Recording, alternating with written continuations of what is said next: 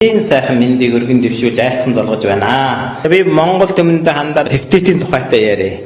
Пептид гэдэг юуг пептид гэдэг юм бол одоо 2-оос 15 ийм амин хүчил буюу шивтэрт хүчтээс бүтсэн ийм уургийн нэг хэсэг бүрэлдэхүүн байгаа. Энэ нь бол хүний биеийн шингэхдээ ямар үйлдэл юм бол шууд одоо бид нар эзэн замаар одоо энерги зарцуулаад задлаад ингээд үйл ажиллагаа болохгүй шууд биеийн шингэнэ гэсэн. Хүний бие гэдэг бол уургүй бол хүний бие бүтэж чадахгүй. Уургийн гол бүтэц байхгүй.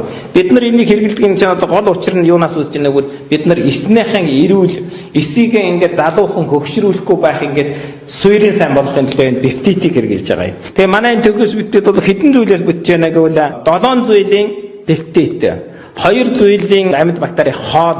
Энэ цэвэр пептид нь бол 7/28 ийм хэмжээтэй. Энэ нь бол хамгийн гол нь одоо бид нар энийг хийдгэн гол учир бол энэ эсийн хоолыг болгоод хүний эрүүл байхын үндсэн суурийг сайн болгоод эсийг гөгшрүүлэхгүй.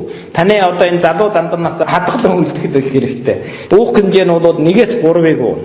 Хэрвээ эрүүл хүнд авч хэлэх юм бол нэгийг ууж болон залуухан хүн. Нас явахыг дагалдаад өөрийнх нь одоо биеийнх нь байдлаас болоод одоо энэ дэд эрүүл мэндтэй хүн бол 2-ыг ууж болно.